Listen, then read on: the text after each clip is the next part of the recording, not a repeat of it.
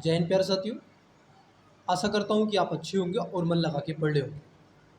मैं मिस्टर कुमार स्वागत करता हूँ आपका आपके अपने एजुकेशन बायर civil services YouTube channel. Students, education बायर आपके लिए कई ऐसी सीरीज चला रहा है जो 1100 प्लस MCQ की सीरीज है। जी हाँ, जिसमें हम polity, economy, history, geography, science and tech, ecology and environment व अदर जीएस से जुड़े हुए MCQ पर आपसे चर्चा करने का प्रयास करें। और इन सभी के आप देखोगे एजुकेशन बायर आपको 1100 क्वेश्चन सोल्व करा रहा है। न ये केवल क्वेश्चन हम MCQ आपसे क्वेश्चन आंसर डिस्कस करते हैं, बल्कि MCQ बेस आपका रिवीजन भी हम करते हैं। हम चीज़ों को कॉन्सेप्चुअली क्लियर करते हैं और कई ऐसे अप्रोच हम डेवलप करते हैं कि क्वेश्चन को अटेम्प्ट कैसे लें, उस पर भी हम आपसे डिस्कस करने का प्रयास करते हैं। अगर आप भी हमारे एजुकेशन बायर सिविल सर्विस यूट्यूब चैनल पर पहली बार आए हैं तो चैनल को सब्सक्राइब कर लीजिएगा, वीडियो को लाइक कर दीजिएगा और दोस्तों के साथ में शेयर कर दीजिएगा। और जो स्टूडेंट्स ऑलरेडी पहले से एजुकेशन फैमिली के सदस्य हैं उन सभी का तहे दिल से स्वागत है और आप सभी का तहे दिल से स्वागत है। सभी को good morning, good evening, good afternoon, Ram Ram, सत श्री अकाल, सलाम अलैकुम एंड एक्स्ट्रा। जिस भी आप रिलीजियंस को फॉलो करते हो मैं सभी को फॉलो करता हूँ। ठीक, खैर, ये जो क्लास है हमारी पॉलिटी की क्लास है।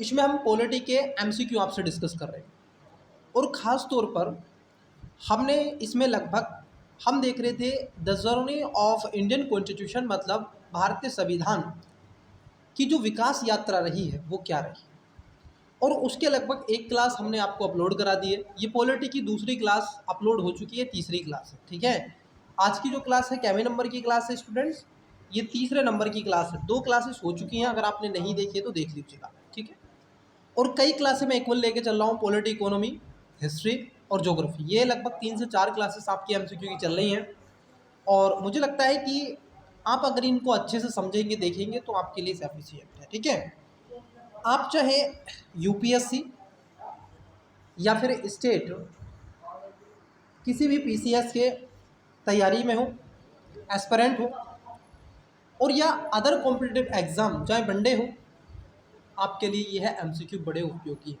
ये MCQ विगत कुछ वर्षों में लगभग आप देखोगे 10 से 15 वर्षों में पूछे गए MCQ हैं जो आपसे विस्तार से चर्चा की जा रही है। ठीक है, आइए तो पहला क्वेश्चन लेने का प्रयास करते हैं। पहली क्लास क्वेश्चन को हम अटेम्प्ट करते हैं। देखिए, समथिंग लास्ट क्लास जो हुई थी वो इसी क्वेश्चन पर आई थिंक मैंने क्लास को क्या किया था, स्वास्थ्य खराब होने के चलते बंद कर दिया था। ठीक है, आइए इसी क्वेश्चन से लेते हैं। देखिए स्टूडेंट्स, यहाँ पर क्वेश्चन थोड़ा बड़ा है।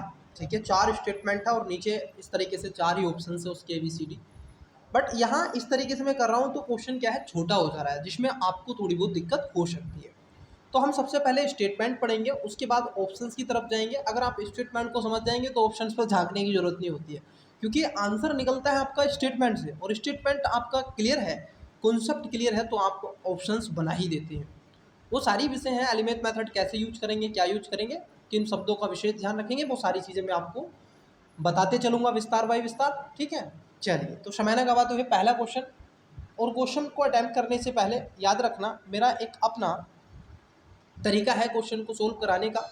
मैं स्टूडेंट्स को अपनी क्लास में नहीं बैठाता हूँ कि बैठ करके ऐसे देखते रहिएगा, ऑब्जर्व करिएगा, नहीं, आप भी मेरे साथ साथ क्वेश्चन को अटैम्प्ट करें, वीडियो को पोस्ट करें, और उसका आंसर आपको कष्ट करना पड़ेगा कि आपको कमेंट्स बॉक्स में आंसर देना पड़ेगा। और कई स्टूडेंट्स देते हैं, कई स्टूडेंट्स देते हैं। ठीक है, और ऐसे स्टूडेंट्स बहुत बेटर होते हैं। ठीक है, आप भी बहुत अच्छी हैं, बट जिसमें आप कंफर्टेबल हैं करिएगा, लेकिन मेरा ज़्यादा से ज़्यादा ये आपका सुझाव रहेगा कि आप भी मेरे साथ क्वेश्चन को अटैम्प्ट करिएगा।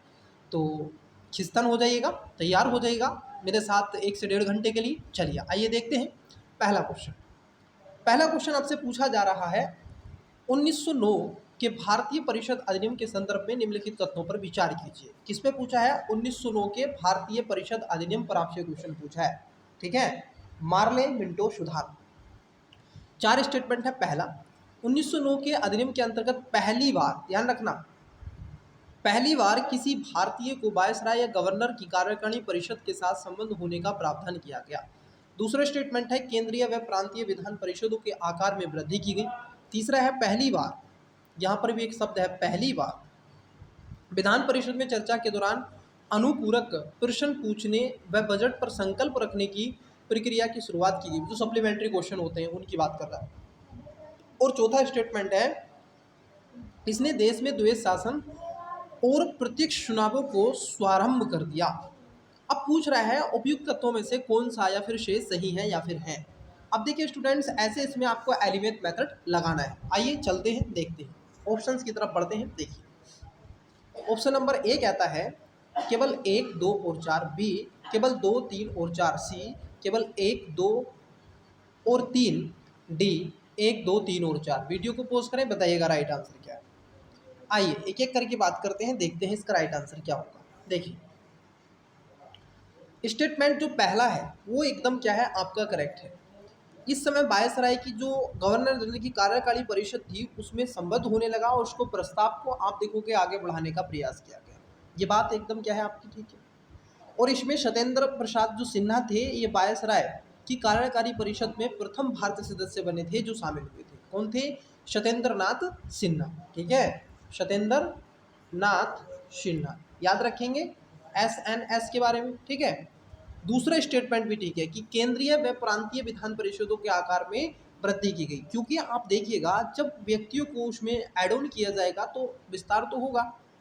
तीसरा स्टेटमेंट है, पहली बार विधान परिषद में चर्चा के दौरान अनुपूरक प्रश्न पूछने व बजट पर संकल्प रखने की प्रक्रिया शुरू की। ये भी बात एकदम ठीक है, क्योंकि इससे पहले अगर आप देखोगे 1892 के एक्ट के माध्यम से, देखिए 1800 जो आपका 1892 का एक्ट था उसमें केवल इतना था कि आप क्वेश्चन पूछ सकते हैं, आप बहस कर सकते हैं। इसमें था बहस। जिन स्टूडेंट्स ने मेरी पहली वाली क्लास इसकी करी है, अब तक 2 क्लास हो चुकी है, इसकी पहली दूसरी क्लास है ये, ठीक है, भारतीय संविधान की विकास यात्रा, वहाँ पर मैंने इसको बताया।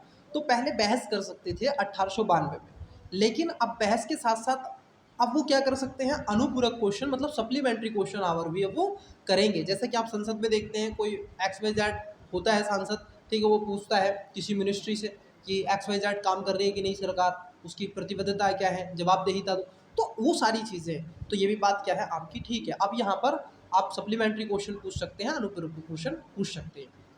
चौथा है, इसने देश में द्वैध शासन, समझना, द्वैध शासन पर, द्वैध शासन और प्रत्यक्ष चुनावों का शुभारंभ किया। नहीं सर, इसने नहीं किया था देश में द्वैध शासन को लेकर के।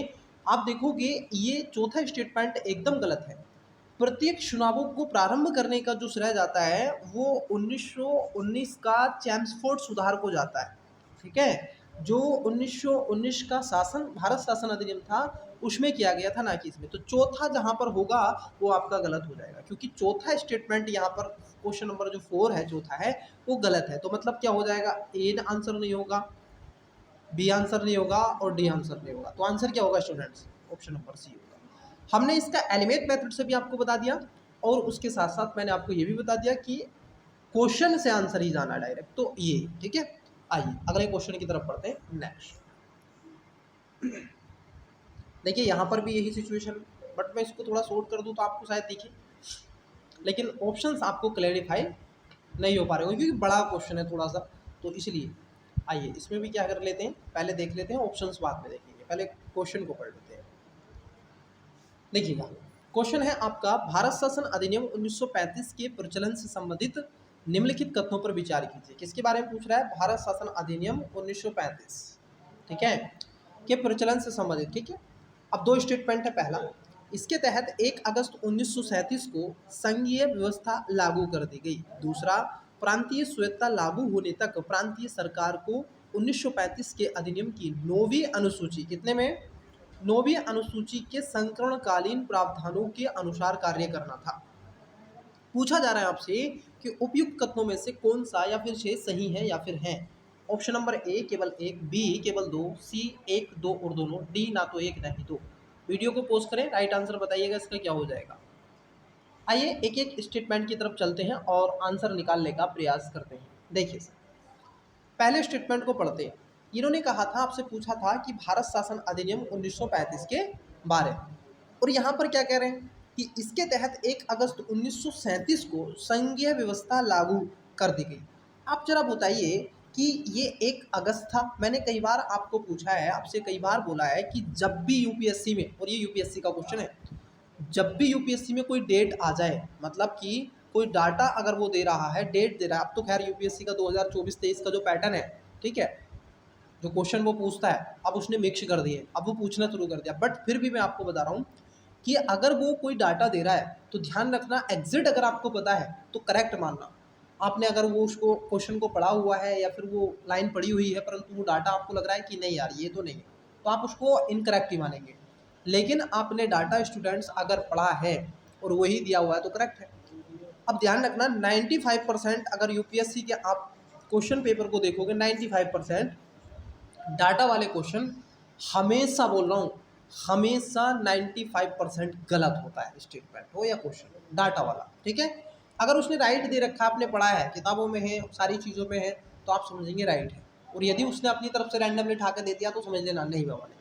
तो पहला वाला गलत है। क्यों गलत है? बात 1937 की, ये बात करेक्ट है, परंतु ये 1 अगस्त की नहीं है, ये एक, आप देखोगे ये 1 अप्रैल की है।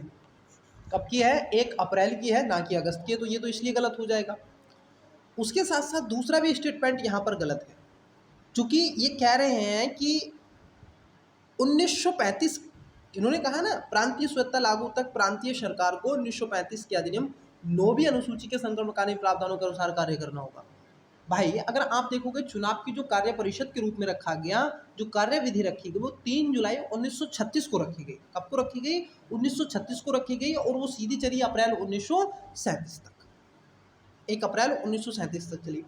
दूसरी बात, केंद्र सरकार को 1935 के तहत आप देखोगे 9वीं अनुसूची के संक्रमणकालीन प्रावधानों का कार्य करना था, ठीक है। और यहाँ पर कह रहे हैं कि प्रांतीय सरकारों को तो आप देखोगे कि 3 जुलाई 1936 से, प्रांतीय सरकारों को कब से देख रखा था?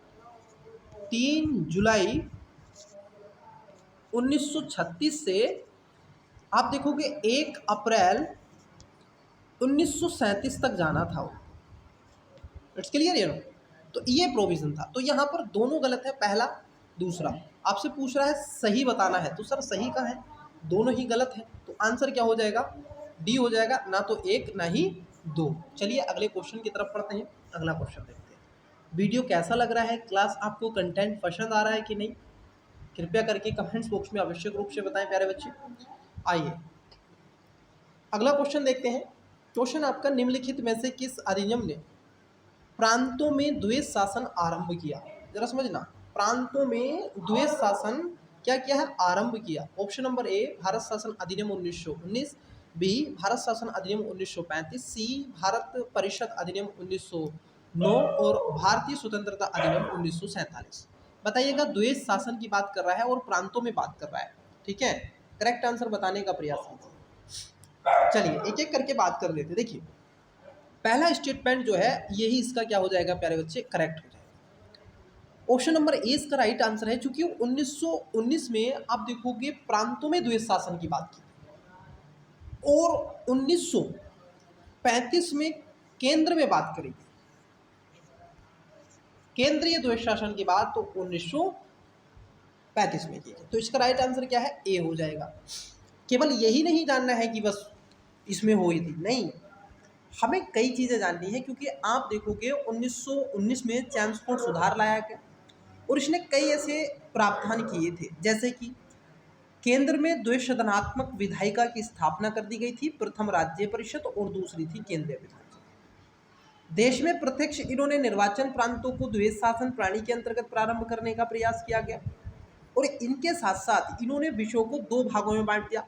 कुछ विषय होते थे कि वो विषय कुछ तो होंगे रिजर्व होंगे, जो उस समय के गवर्नर को जाएंगे, और कुछ होंगे ऐसे टेम्पररी विषय जिनको हस्तांतरण कर दिया जाएगा जो कि आप देखोगे हस्तांतरण विषय होंगे वो भी रखेंगे।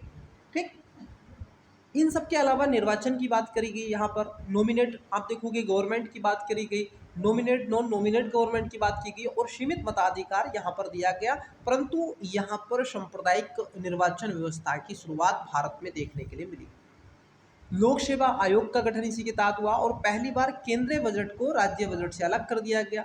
संप्रदाय आधार पर सिखों को, ईसाइयों को अलग, भारतीय यूरोपियों के लिए पृथक निर्वाचन की विस्तृति का विस्तार भी किया गया 1919 के तहत। और इसी अधिनियम के द्वारा पहली बार महिलाओं को मत देने का अधिकार मिला। आपसे पूछा जा सकता है कि ये 1919 का, जिसको आप मार्टेंगू चैम्सफोर्ड सुधार कहते हैं, इसी के तहत जो वुमेन हैं, ठीक है, जो लेडीज़ हैं, जो महिलाएं हैं, माताएं बहनें हैं, उनको मत देने का मतलब वोटिंग का जो राइट था, वोटिंग जो राइट मिला है वो इसी के तहत मिला है। ठीक है, चलिए अगले क्वेश्चन की तरफ बढ़ते हैं। अगला क्वेश्चन देखते हैं।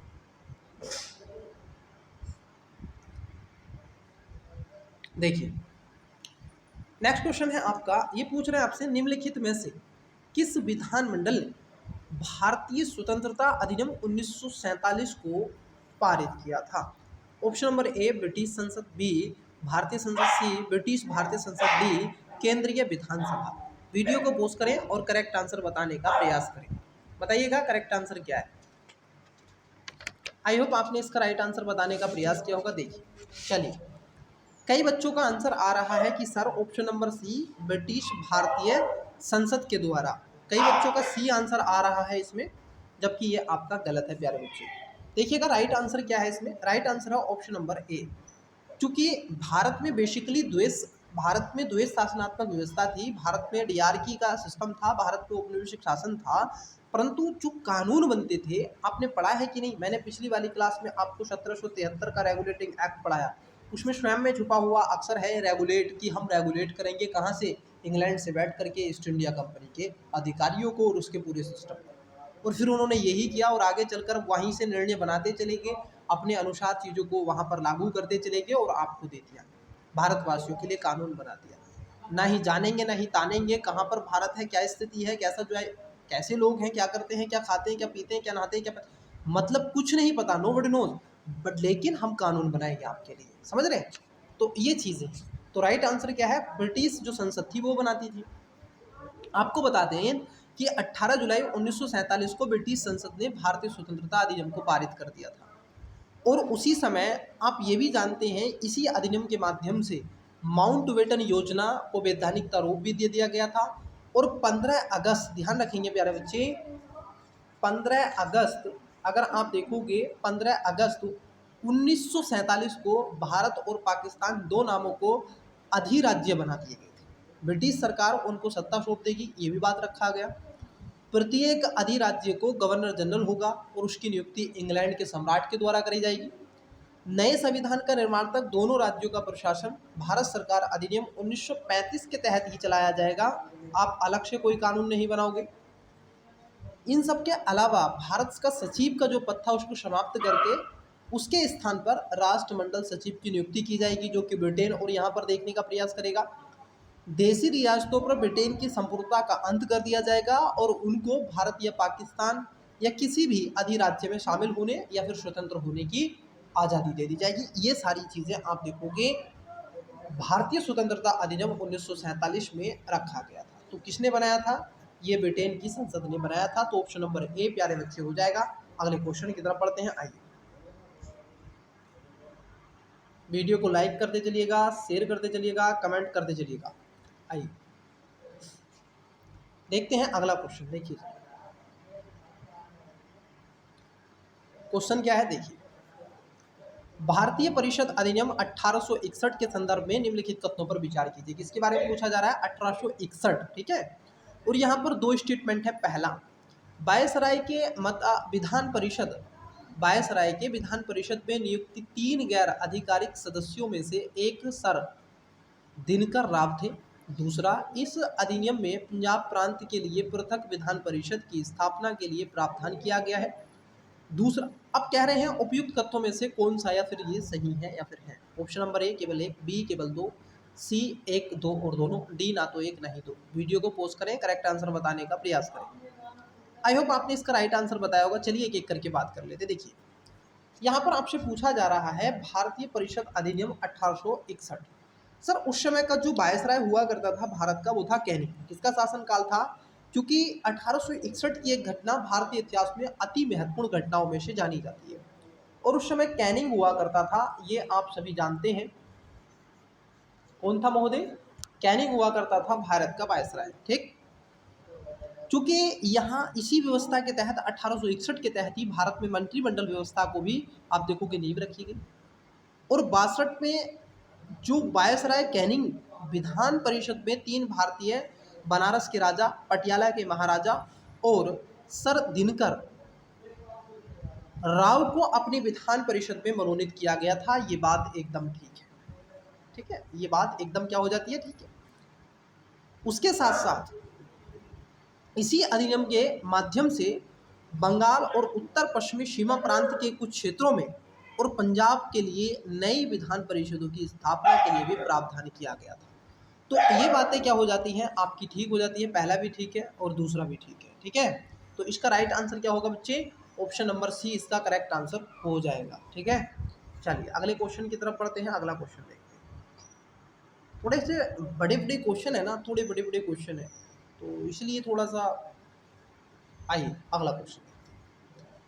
क्वेश्चन है आपका, भारतीय स्वतंत्रता अधिनियम 1947 के संदर्भ में निम्नलिखित कथनों पर विचार कीजिए। 3 स्टेटमेंट है। पहला, भारत के गवर्नर जनरल को राज्य के अध्यक्ष के रूप में नामित किया गया। समझना, ये किसके बारे में पूछ रहे हैं? 1947 के बारे में। अभी पढ़ाया बिल्कुल 47, आप बता सकते हैं इसका। दूसरा है, गवर्नर जनरल के पास किसी विधेयक को वीटो करने का अधिकार सुरक्षित था। तीसरा है, वायसराय के पद को समाप्त कर दिया गया, लेकिन भारत के राज्य सचिव का पद वर्ष 1950 तक सक्रिय रहा। उपर्युक्त कथनों में से कौन सा या से सही है या फिर है? ऑप्शन नंबर ए केवल 1, बी केवल 2 और 3, सी केवल 1 और 2, डी 1, 2 और 3। बताइएगा इसका राइट आंसर क्या होगा।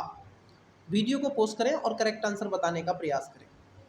आइए एक एक करके बात कर लेते हैं। देखिए इसमें कहा गया है, पहला स्टेटमेंट, कि भारत के गवर्नर जनरल को राज्य के अध्यक्ष के रूप में नामित किया गया था। ये बात एकदम क्या हो जाती है आपकी? सत्य हो जाती है। ठीक है, पहली बात एकदम ठीक, क्योंकि अभी मैंने आपको बताया, तो अब इसमें कोई औचित्य नहीं बनता है कि मैं आपको दोबारा इसका एक्सप्लेनेशन बढ़िया से बताऊं। ठीक है, मैंने एक फ्रेम में आपको ओवरऑल 360 डिग्री बता दिया इससे। अभी जो पहला क्वेश्चन हुआ, लास्ट क्वेश्चन। दूसरा स्टेटमेंट आप देखोगे कह रहा है, गवर्नर जनरल के पास किसी विधेयक को वीटो करने का अधिकार सुरक्षित था। ये भी बात आपकी ठीक हो जाती है, आज भी है सर।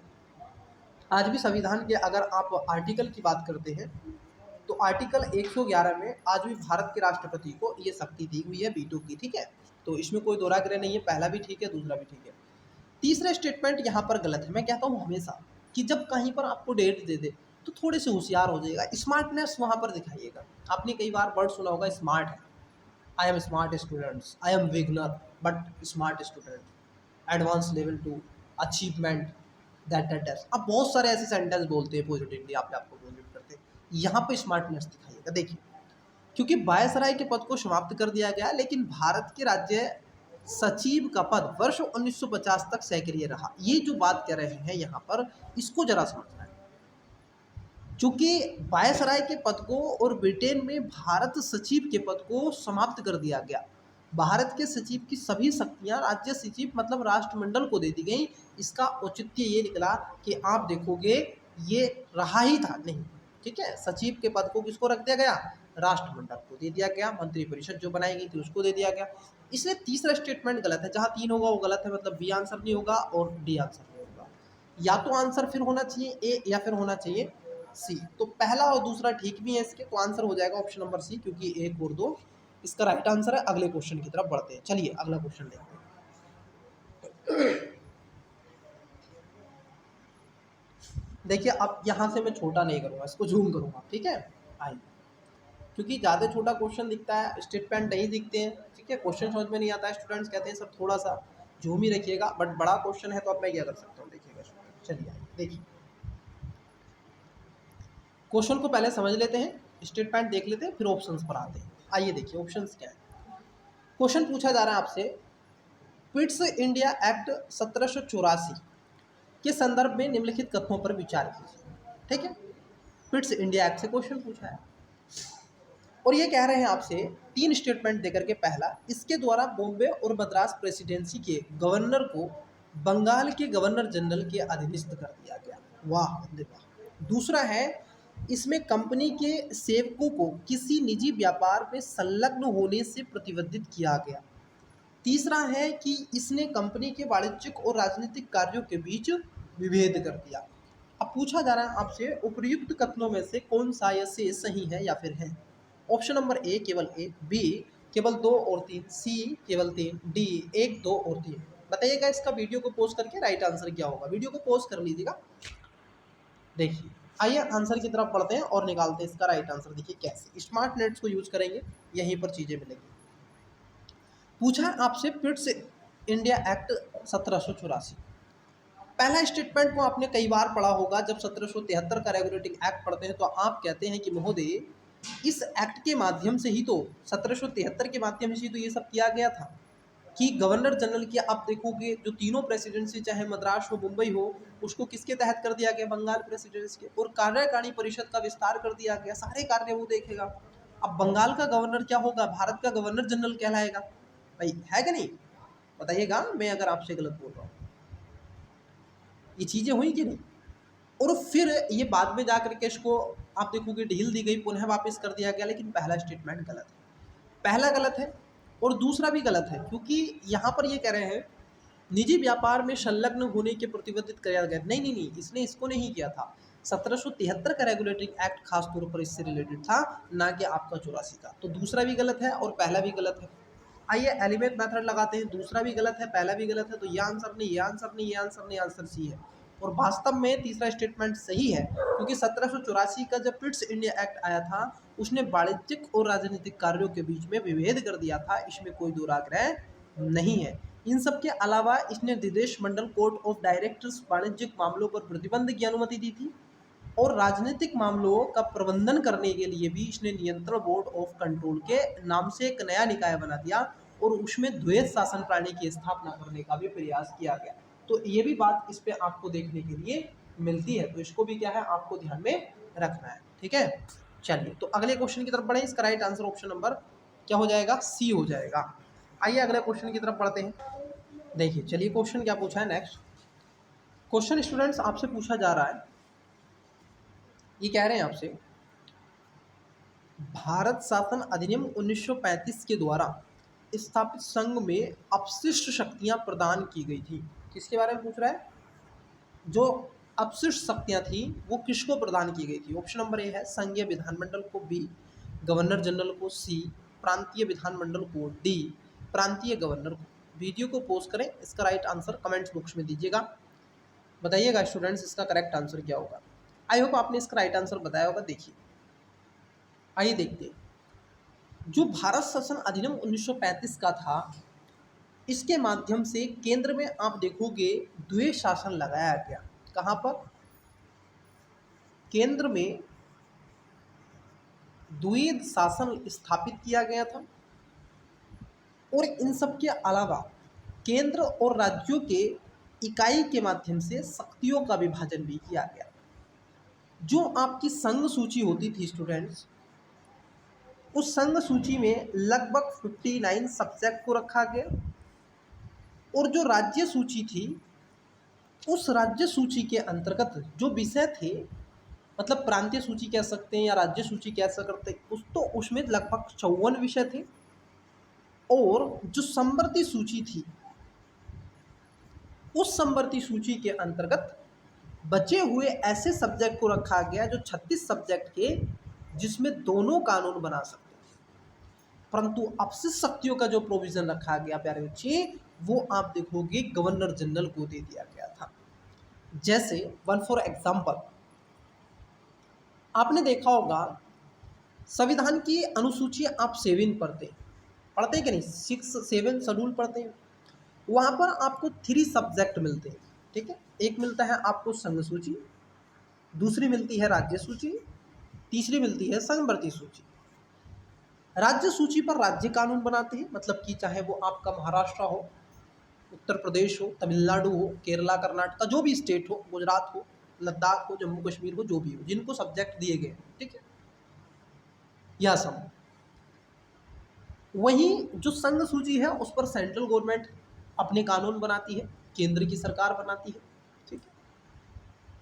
समवर्ती सूची पर दोनों कानून बनाते हैं, दोनों दोनों का यहाँ पर है कि यहाँ पर आपको सेंट्रल भी कानून बनाएगा और स्टेट भी कानून बनाएगा। इट्स क्लियर है नो, इस समवर्ती सूची पर इसमें जो भी सब्जेक्ट होंगे, जैसे एजुकेशन है, हेल्थ है, फॉरेस्ट है, ठीक है, इन्वायरमेंट है, तो ऐसे कानून, जेल है, तो इन पर कौन करता है, सिक्योरिटी का मुद्दा है, दोनों बनाते हैं। अब ऐसी स्थिति में कुछ ऐसी शक्तियां रखी गई जो अपशिष्ट थी, तो अपशिष्ट वो किसको दे दी गई, राष्ट्रपति को दे दी गई, मतलब कल के गवर्नर जनरल और आज के राष्ट्रपति को दे दी गई। तो इसका राइट आंसर क्या हो जाएगा, बी हो जाएगा। आगे कर पाते हैं, अगला क्वेश्चन देखते हैं। देखिए अगला क्वेश्चन क्या है, नेक्स्ट क्वेश्चन है आपका, आपसे पूछा जा रहा है, ये कह रहे हैं भारतीय संविधान सभा के संदर्भ में निम्नलिखित कथनों पर विचार कीजिए। किसके बारे में, संविधान सभा के संदर्भ में निम्नलिखित कथनों पर विचार कीजिए। 3 स्टेटमेंट है। पहला, इसके सदस्यों का निर्वाचन प्रांतीय विधानसभाओं के सदस्यों द्वारा अप्रत्यक्ष रूप से लिया गया है। दूसरा, निर्वाचन सार्वभौमिक वयस्क मताधिकार के आधार पर हुए थे। तीसरा, डॉक्टर सचिदानंद सिन्हा संविधान सभा के प्रथम अध्यक्ष अस्थायी थे।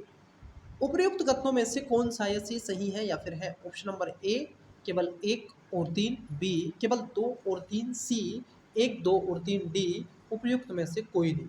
बताइएगा वीडियो को पॉज करके राइट आंसर क्या हो जाएगा।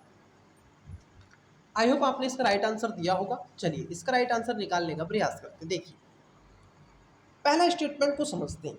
इन्होंने कहा है आपसे भारतीय संविधान सभा के बारे में। इट्स क्लियर है नो,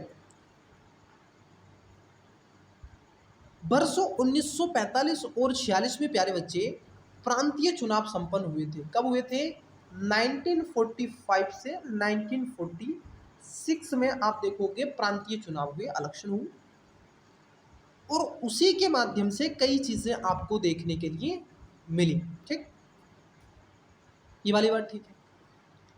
दूसरा है कि सार्वभौमिक वयस्क मताधिकार के आधार पर चीजों को रखा गया। नहीं सर, यहाँ पर सार्वभौमिक वयस्क मताधिकार नहीं था, बल्कि यहाँ पर अलग ही सिचुएशन रखी गई थी। ठीक, इसमें इसको नहीं अपनाया गया था, सभी ने वोट नहीं किया था उसमें। संविधान सभा आप देखोगे जिसका आधार बना, उसमें केवल वही व्यक्ति वोट करता जो व्यक्ति उसका सदस्य चुन करके आता। बताइएगा संविधान सभा में कितने सदस्य थे, 300। बताइएगा कमेंट्स बॉक्स में, हिंट दे रहा हूँ 300। ठीक है, कमेंट्स बॉक्स में बताना 300 कुछ डैश कर दिया है, कितने मेंबर थे। उन सबके अलावा ये वयस्क मताधिकार पर नहीं थे। इसका चुनाव अप्रत्यक्ष तौर पर आप देखोगे किया गया, परंतु आप ये भी जानते हैं कि डॉक्टर सचिदानंद सिन्हा को संविधान सभा के प्रथम अध्यक्ष के रूप में अस्थायी नियुक्त किया गया वर्ष 1946। 11 दिसंबर 1946 को इनको संविधान सभा का अस्थायी अध्यक्ष के रूप में चुना गया, और आप देखोगे 12 दिसंबर 1946 को डॉक्टर राजेंद्र प्रसाद को स्थायी अध्यक्ष के रूप में चुन लिया गया, और उन्होंने उसका आगे चल के राष्ट्रपति प्रेसिडेंट भारत के पहले बने। तो इसका जो राइट आंसर होगा, दूसरा स्टेटमेंट गलत है कि ये कह रहे हैं कि सार्वभौमिक वयस्क मताधिकार पर संविधान सभा का गठन किया गया था, ये गलत है। ठीक है, ये गलत है। तो जहां 2 है वो गलत हो जाएगा, मतलब आंसर बी नहीं होगा, आंसर सी नहीं होगा। फिर आंसर क्या होगा, 1 और 3 होगा, मतलब कि ए इसका राइट आंसर हो जाएगा, ऑप्शन नंबर ए हो जाएगा। अगले क्वेश्चन की तरफ पढ़ते हैं, आइए अगला क्वेश्चन देखते हैं।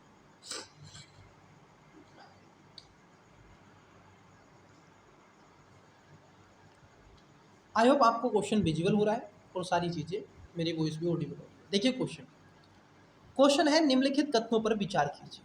ठीक है, 2 स्टेटमेंट है। पहला, नेहरू की अध्यक्षता में गठित आंतरिक मंत्रिमंडल में एस राधाकृष्णन शिक्षा मंत्री थे। दूसरा, डॉक्टर एस राधाकृष्णन कभी भी, ध्यान रखना इन्होंने कहा कभी भी, कांग्रेस के सदस्य नहीं रहे तथा ब्रिटिश राज के विरुद्ध आंदोलन में सक्रिय नहीं रहे थे। उपर्युक्त कथनों में से कौन सा या फिर से सही नहीं है? आपसे पूछ रहा है कि सही नहीं है मतलब गलत बताना है आपको। ऑप्शन नंबर ए केवल एक, बी केवल दो, सी एक दो और दोनों, डी ना तो एक ना ही दो। वीडियो को पोस्ट करें, राइट आंसर बताने का प्रयास करें। आई होप आपने इसका राइट आंसर दिया होगा। चलिए देखिए कैसे। पहला स्टेटमेंट है कि नेहरू की अध्यक्षता में गठित आंतरिक मंत्रिमंडल जिसमें एस राधाकृष्णन शिक्षा मंत्री के रूप में नियुक्त किए गए थे, ये बात एकदम ठीक है। और ये कह रहे हैं गलत, तो ये वाली बात क्या हो जाती है? गलत। क्योंकि डॉक्टर एस राधाकृष्णन कभी भी कांग्रेस के सदस्य नहीं रहे। मंत्रिमंडल में सी राजगोपालाचारी शिक्षा मंत्री के रूप में रहे। कौन रहे हैं? सी राजगोपालाचारी। सी राज गोपालाचारी, मैंने शॉर्ट में लिख दिया CRG.CH। सी राजगोपालाचारी थी, ना कि आप देखोगे एस राधाकृष्णन।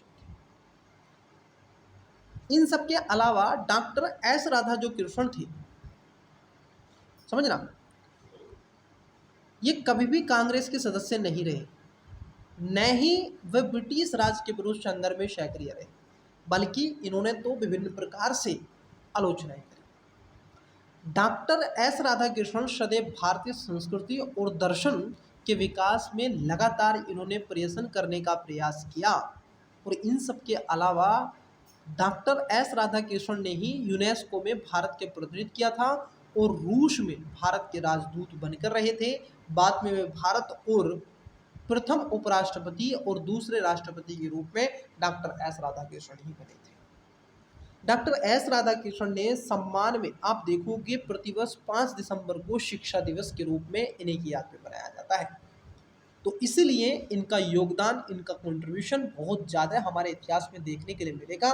तो इनका जो राइट आंसर आपसे पूछा गया सही नहीं है, तो पहला गलत है, ठीक है, और दूसरा सही है, मतलब कि आंसर आपका ए हो जाएगा। आपसे गलत पूछा है, ठीक है, क्या पूछा है? गलत पूछा जा रहा है, तो पहला गलत है, दूसरा तो ठीक है, तो आंसर होगा ऑप्शन नंबर ए। अगले क्वेश्चन की तरफ बढ़ते हैं। नेक्स्ट क्वेश्चन देखते हैं, आइए। क्वेश्चन है आपका, निम्नलिखित में से किस एक अधिनियम द्वारा भारत में संघीय न्यायालय की स्थापना की गई? किसकी महोदय? संघीय न्यायालय की, ठीक है, सुप्रीम कोर्ट कह सकते हैं।